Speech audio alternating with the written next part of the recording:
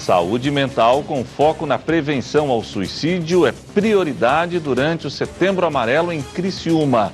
Banco Central lançou a nova nota de R$200 com a imagem do lobo-guará estampado.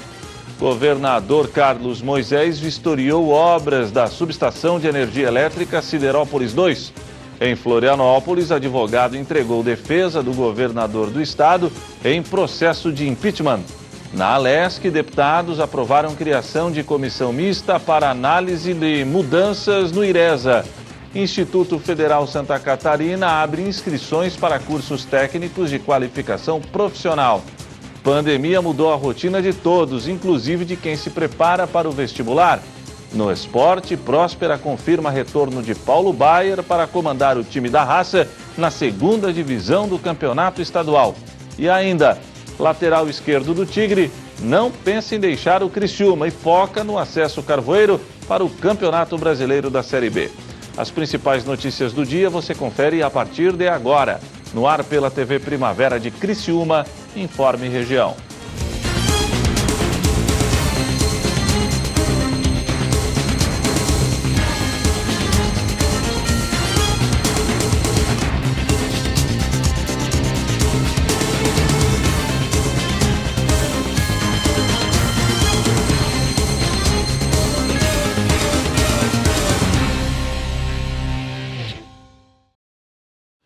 Hoje é quinta-feira, dia 3 de setembro de 2020. A você que sintoniza a programação da TV Primavera de Criciúma, boa tarde.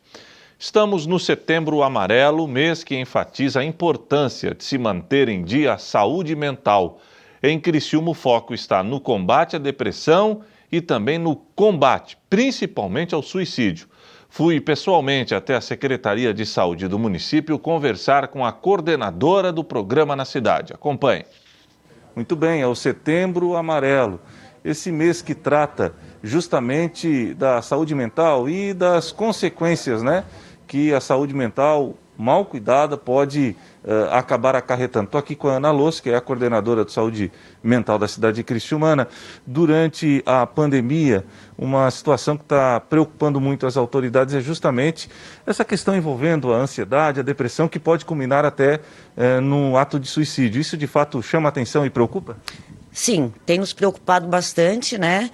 Embora nós não tenhamos ainda assistido um aumento do número de suicídios nesse primeiro semestre em relação ao ano passado, mas a tendência, depois de uma pandemia, né, é aumentar esses números, né? Então, o Setembro Amarelo vem justamente para a gente trabalhar as questões da prevenção e da promoção da saúde e da valorização da vida.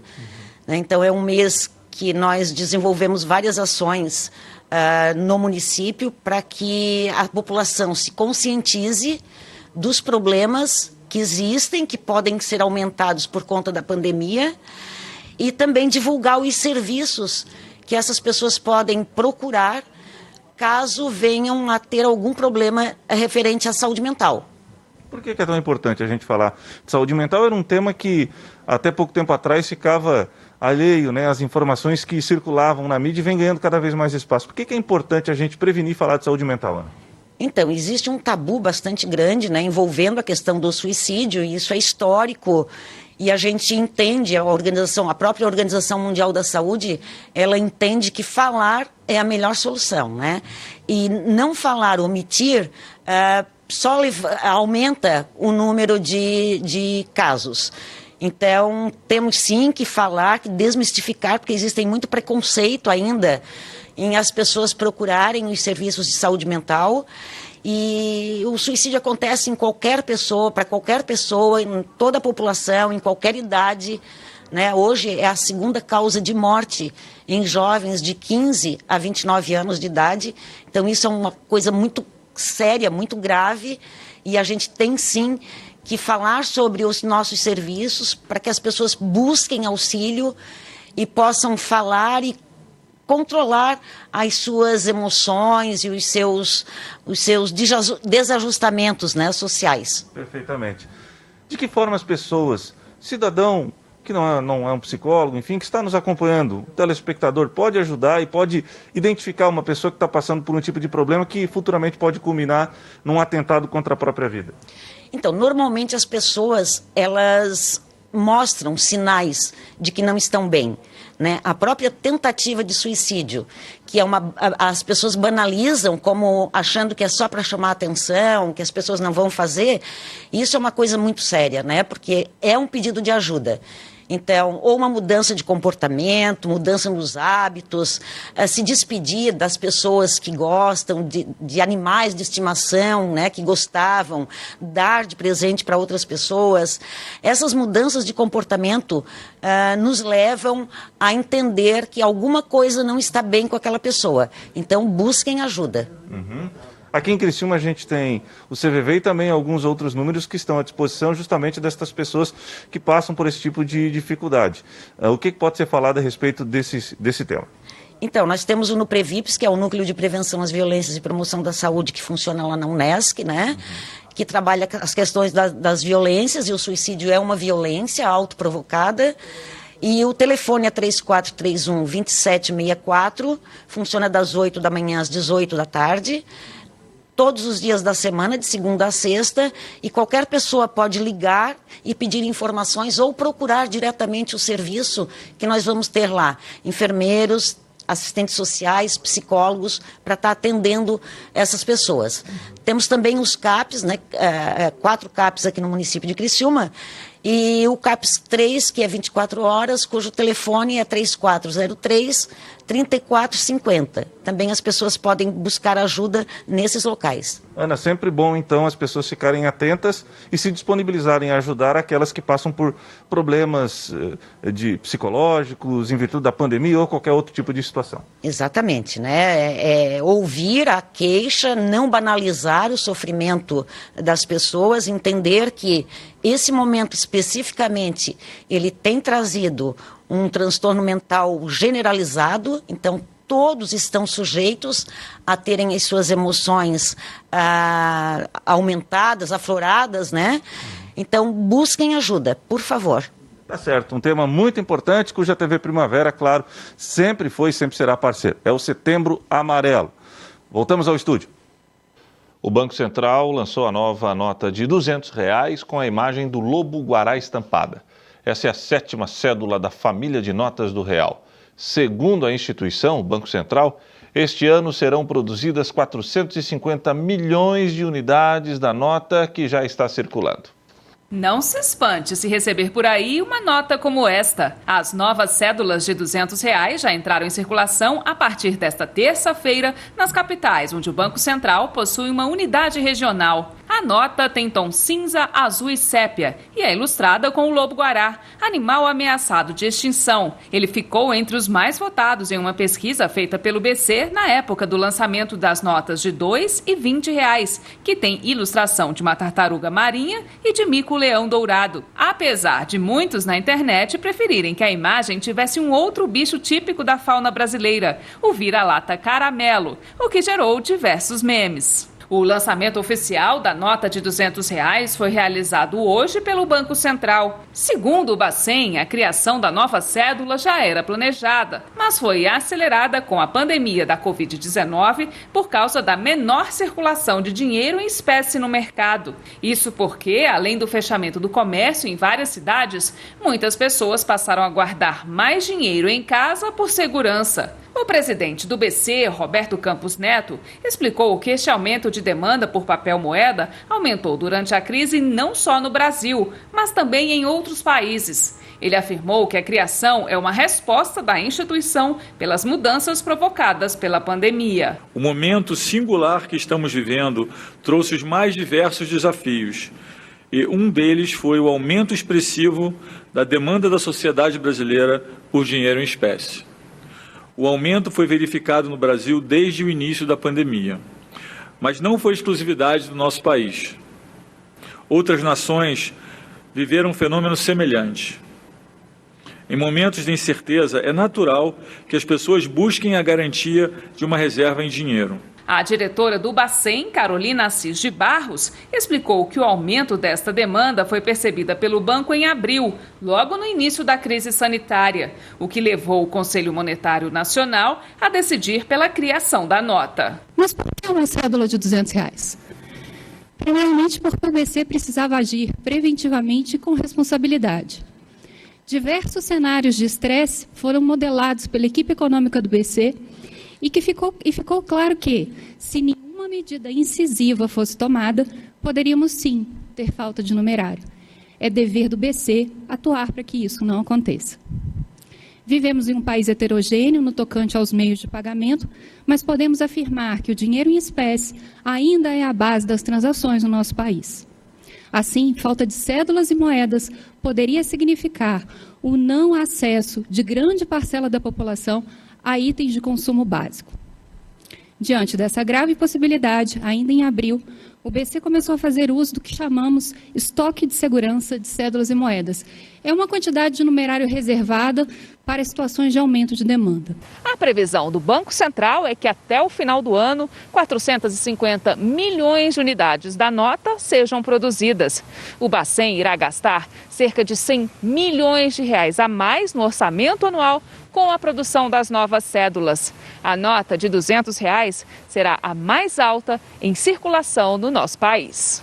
O Banco Central sinaliza que a impressão do papel moeda não influenciará na inflação e que a nota não é provisória. No evento, também foram apresentados os recursos de segurança da nova cédula, como marca d'água e alto relevo. Uma ação protocolada pelos partidos PSB, Rede e Podemos no Supremo Tribunal Federal tenta impedir a entrada de circulação da nota de 200, alegando que a nova cédula facilitaria a corrupção e lavagem de dinheiro mais do que outras notas de menor valor.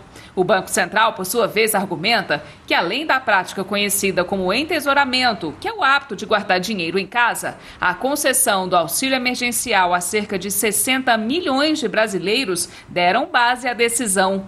E justificou que cancelar a circulação causaria um prejuízo milionário aos cofres públicos, na medida em que cerca de 20 milhões de notas de R$200 já foram produzidas. A seguir, governador Carlos Moisés vistoriou obras da subestação de energia elétrica Siderópolis 2.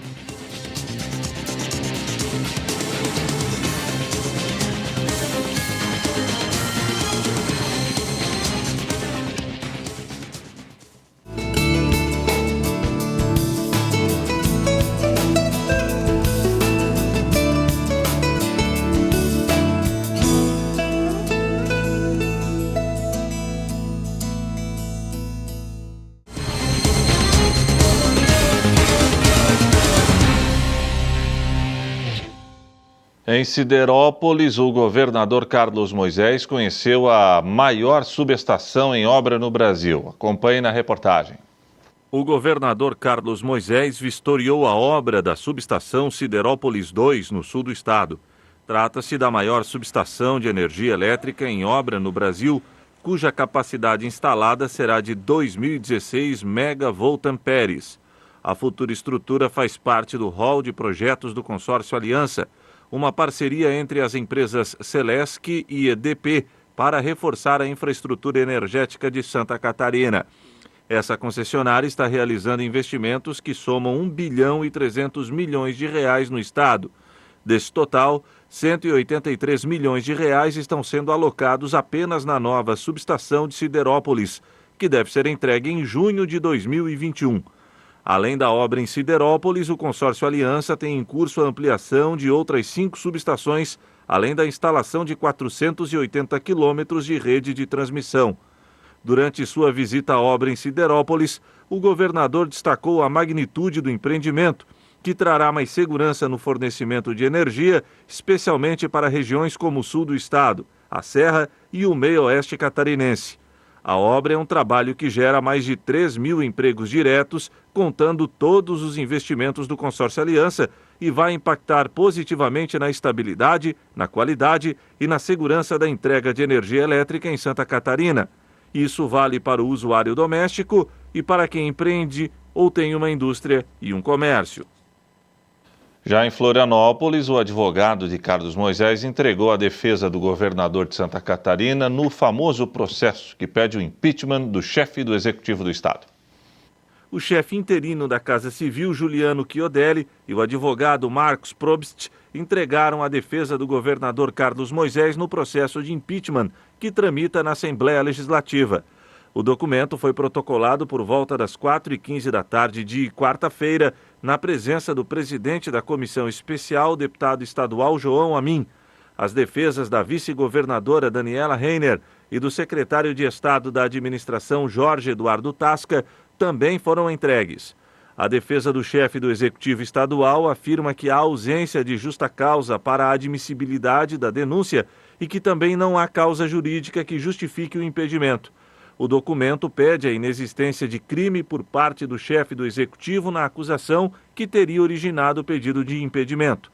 De acordo com a defesa, a autorização da equiparação salarial para procuradores do Estado com os do Legislativo Estadual ocorreu em cumprimento de uma determinação judicial orientada pela própria Procuradoria-Geral do Estado.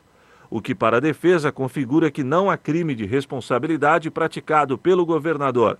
O advogado ainda lembrou que o Ministério Público e o Tribunal de Contas do Estado já emitiram pareceres apontando para a ausência de qualquer ato ilegal praticado pelo governador. Bom, a defesa deixou muito claro a inexistência de qualquer prática ilegal por parte das autoridades denunciadas, principalmente o senhor governador do estado de Santa Catarina, e tudo isso embasado, inclusive, num parecer do ex-presidente do Supremo Tribunal Federal, ministro Peluso, que deixou muito clara a inexistência de qualquer ilegalidade no caso concreto.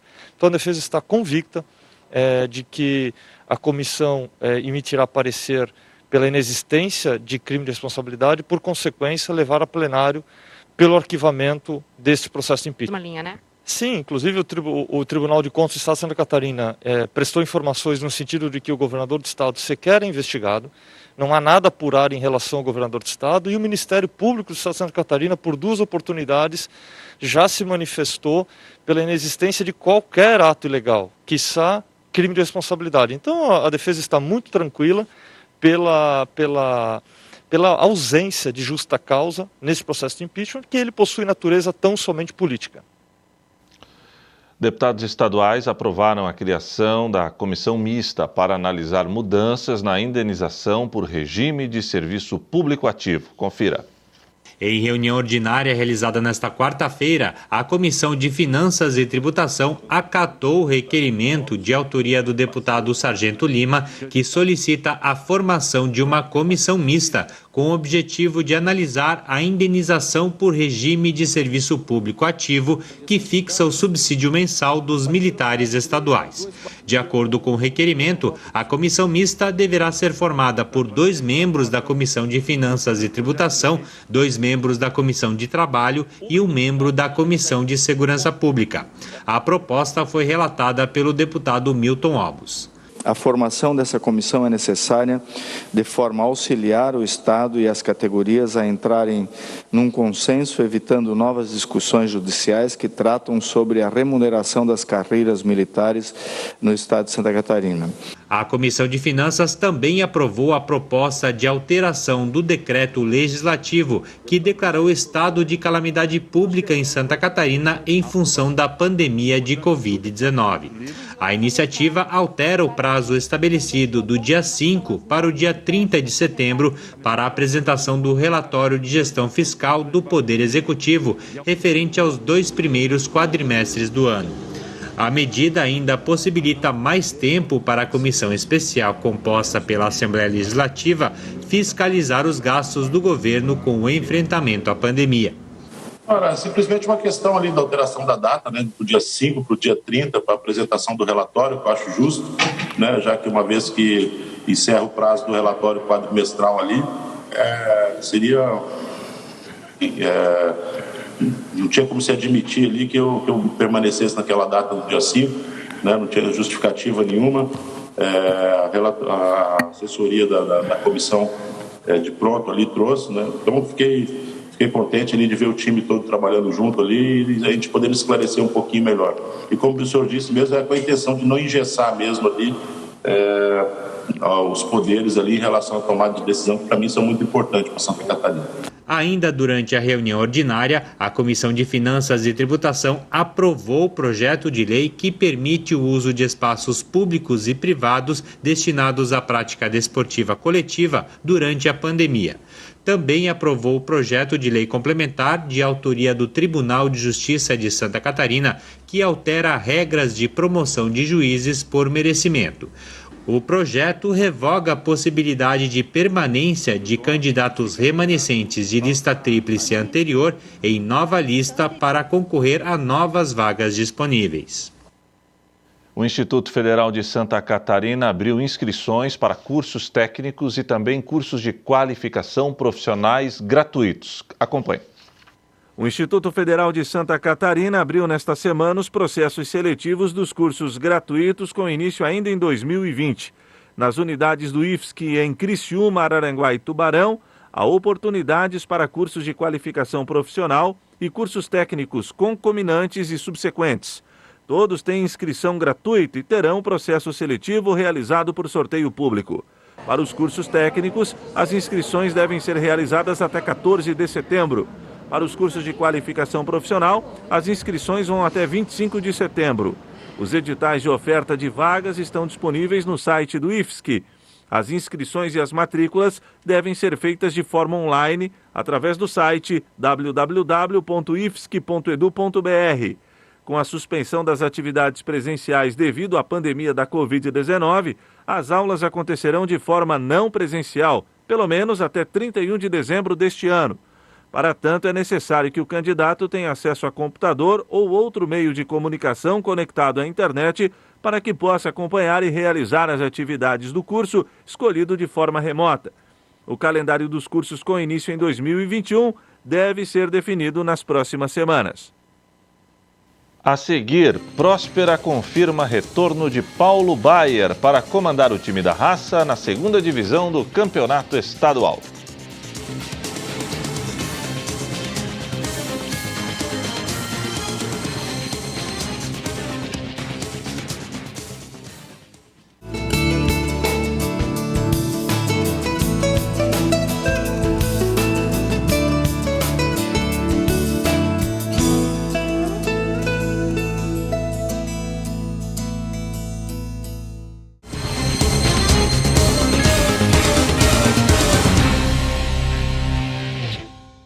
A pandemia mudou a rotina de todos, inclusive de quem se prepara para o vestibular.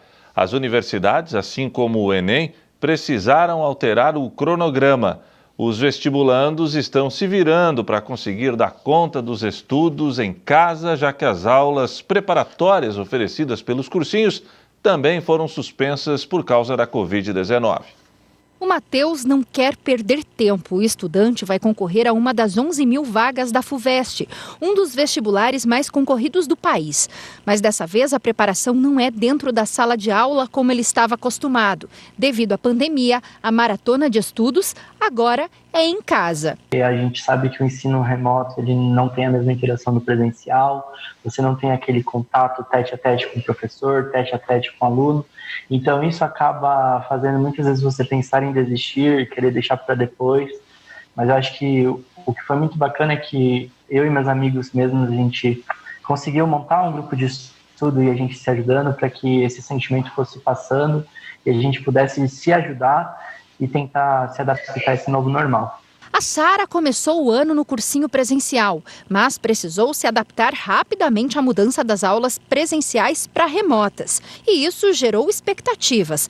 A jovem também vai concorrer a uma vaga da FUVEST no começo do ano que vem. Eu vi que teve uma mudança nos livros obrigatórios, né? Diminuiu. Tem muita gente que não está conseguindo estudar direito. Eu espero que seja um pouco mais fácil. O vestibular é um momento decisivo para quem quer entrar na universidade. Mas a pandemia não mudou só a rotina dos estudantes, que agora estão se preparando para esse momento tão importante em casa. As instituições também vão precisar fazer mudanças por causa de todo esse contexto, como, por exemplo, alterar a dinâmica das provas, o número de questões e até o local onde elas serão aplicadas, para evitar aglomerações. A Unicamp, Universidade Estadual de Campinas, por exemplo, já definiu que a primeira fase do vestibular 2021 vai se adaptar ao contexto da pandemia do novo coronavírus. A quantidade de questões será reduzida de 90 para 72 e a duração da prova, que era de 5, agora será de 4 horas. Mas isso não quer dizer que a avaliação vai ficar mais fácil. Essa é uma das perguntas que os estudantes mais fazem atualmente. Eu não acredito que os vestibulares vão diminuir a sua dificuldade. O grande exemplo disso foi agora o lançamento da FUVEST, que é o vestibular que faz os exames da Universidade de São Paulo. Ele não mudou o formato, não mudou o número de questões, não mudou o tempo de prova. E os vestibulares, ao final das contas, eles existem justamente para selecionar. E por mais que os vestibulares diminuam um pouco a complexidade, os estudantes tiveram tanta dificuldade em se preparar que uma coisa vai acabar anulando a outra. A grande mensagem que nós falamos para os estudantes é: não fiquem em processo de autotranquilização, que eu diria, né? Apostar que metade dos estudantes não vão fazer a prova, que o número de candidatos vaga vai diminuir, que a nota de corte vai cair, porque é muito arriscado apostar que essas coisas vão acontecer. O importante é aproveitar esses últimos 5 meses e estudar. Estudar, estudar, estudar. E para ter ainda mais chances e se sair bem tanto nas questões da prova quanto na redação, é bom estar de olho e ficar atento ao que vem acontecendo no Brasil e no mundo. O novo coronavírus e os desdobramentos da pandemia, com certeza, são candidatos a tema de redação, por exemplo. Os principais vestibulares do Brasil, eles elaboram as suas provas em maio, junho e muitas vezes até julho. Já teve casos do Enem de questões que eram notícias de jornal, que na legenda aparecia julho como notícia de jornal. Então, a pandemia pode cair em vários aspectos. A questão geopolítica, a questão de uma reflexão sobre a globalização, uma questão até no campo da filosofia, de quanto que a sociedade se acha moderna e, de repente, se depara com um adversário em comum, mundialmente falando, que é um vírus. Pode cair, sim, em biologia, seja numa reflexão que ainda existe, infelizmente, das campanhas anti-vacinação, da importância da vacina, da própria estrutura do vírus. Tem um leque vasto de possibilidades. Mesmo em tempos de pandemia, o Matheus está confiante e espera ser recompensado após todo o esforço de 1 ano, que apesar de conturbado, foi dedicado aos estudos. O vestibular ele não é só o estudo de 1 ano, ele é uma construção do que você aprende durante todo o colégio. Então, também desistir esse ano de fazer uma prova por conta de alguma deficiência que teve no ensino, que a gente sabe que teve, eu acho que não deve ser levado em conta, porque se você vem construindo isso durante uma jornada de tempo, você também tem que acreditar em si, no conhecimento que você tem, para você poder levar isso para a prova. Agora o esporte. O Próspera anunciou seu técnico para as disputas do Campeonato Catarinense da 2ª Divisão. O treinador que tentará levar o time da raça de volta à elite do futebol catarinense é um velho conhecido da torcida. Ele voltou. Paulo Baier, campeão da Série C do Campeonato Catarinense como técnico do Próspera, retornou ao time da raça, agora com um objetivo ainda mais ousado: reconduzir o time à 1ª Divisão do Campeonato Estadual. Primeiramente agradecer, obrigado pelo carinho do torcedor do Próspera, obrigado ao Próspera, pela oportunidade, obrigado presidente pela oportunidade, por estar mais uma vez voltando, e a gente fica feliz, que tem o carinho, isso que é o mais importante para a gente. Então eu fico muito feliz, agradeço, e estamos aí de volta, para subir esse time aí, que é um time que também mora no meu coração, Em 2018 a gente conseguiu um título, importante, botando o Próspera aí na 2ª Divisão, e a gente agora quer algo mais, quer subir, e para isso precisa trabalho, precisa profissionalismo, e todo mundo junto, torcedor, comissão, jogadores e diretoria junto. Todo mundo junto fica mais forte. Baier agora inicia um processo de montagem do elenco para o início do campeonato, agendado para o dia 1º de novembro, quando o time da raça irá enfrentar o Fluminense de Joinville no estádio Mário Balsini. Mas o comandante do Próspera promete: o time será competitivo. Na realidade é tudo meio assim, o início, tem que conhecer primeiro os atletas, a cada cada time que vai, a gente tem uma proposta de jogo e às vezes essa proposta não encaixa. Então depende muito da resposta dos atletas. Às vezes eu tenho um esquema para colocar e às vezes esse esquema não dá certo. Então é questão de treino, questão de adaptação dos jogadores. Pode ter certeza que a gente vai fazer um time muito forte, competitivo e pensar sempre no objetivo que é o primeiro passo, que é a primeira partida, buscar esses 3 pontos, para aí vai adquirindo uma confiança e vai buscando os resultados. Com propostas de outras equipes, Paulo Baier deixou bem claro por que abraçou o projeto do Próspera. Primeiramente porque eu tenho um carinho muito grande pela cidade de Criciúma, gosto muito de Criciúma, carinho muito grande quando eu iniciei meu trabalho como técnico aqui no Próspera, né, a gente, com toda a dificuldade que a gente teve, e eu me sinto na obrigação de retribuir, entendeu? Esse carinho que o torcedor, que eu me lembro muito bem, na primeira partida nossa aqui, que a gente jogou em casa, acho que tinha quase 2.000 pessoas, né, depois de 10 anos, e isso marca, né?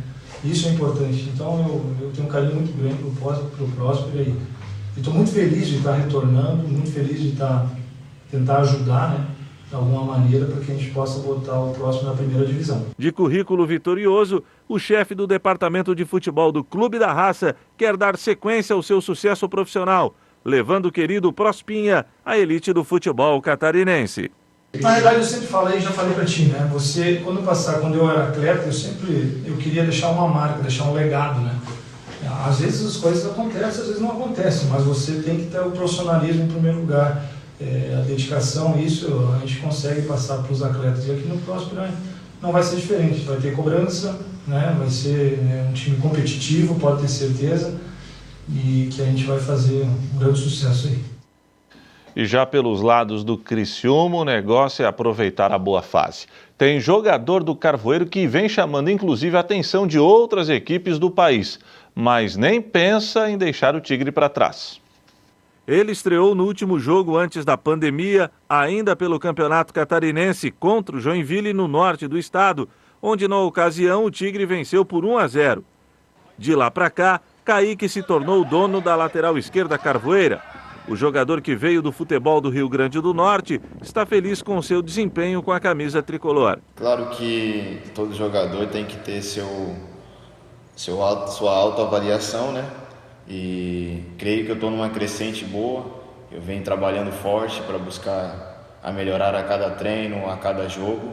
E eu creio que eu estou num momento bom e espero cada vez mais continuar evoluindo. O bom desempenho de Kaique chamou a atenção de outros clubes do Brasil, como o Guarani de Campinas. Porém, o jogador se diz focado no projeto do Tigre, que é de retornar à Série B do Campeonato Brasileiro. Não, até então não chegou nada. E houve algumas especulações que outras pessoas falaram para mim, mas proposta direta do Guarani não chegou nada para mim. E creio que eu estou focado aqui no Criciúma e tenho contrato até o final do Campeonato Brasileiro e isso não vai influenciar nada e o meu foco é aqui e quero continuar fazendo o meu melhor para ajudar o Criciúma a subir de divisão. O atleta chegou num momento delicado do time que vinha sendo constantemente cobrado pelas baixas atuações. Mas Kaique atravessou a fase complicada e agora quer desfrutar do bom momento. Mas o lateral avisa, ainda tem muito mais a oferecer. Claro que sim, né? Cheguei numa situação onde o clube estava numa crescente e eu cheguei para agregar e eu creio que ao longo dos jogos, do dia a dia, eu possa evoluir, eu possa crescer e cada vez mais ajudar o Criciúma. Ciente de sua responsabilidade no time, que é priorizar a marcação, Kaique também se diz livre para ajudar no ataque. Até porque do lado esquerdo surgiram 2 gols nos 2 últimos jogos, contra o Boa Esporte e São Bento de Sorocaba. Sim, o professor Roberto tem me dado essa liberdade, né, de ter esse poder de ataque também. E aos poucos a gente vai se adaptando melhor e creio que até o final da competição, com acesso, eu vou estar podendo ajudar a minha equipe. Afinado com o discurso do grupo, Kaique ainda faz elogios ao novo sistema tático do time, que agora conta com 4 jogadores no meio de campo. é uma adaptação boa, um esquema novo, né, que a gente está jogando e tem dado certo. E eu creio que todos os jogadores entenderam, né, essa situação, esse novo esquema tático. E estamos no caminho certo. E agora é só colocar em prática o que a gente vem treinando, né, e fazer nos jogos como a gente vem com 2 vitórias consecutivas. E eu creio que vai dar tudo certo até o final da competição. E o Informe Região desta quinta-feira fica por aqui. Eu voltarei amanhã, se Deus assim permitir. Boa noite.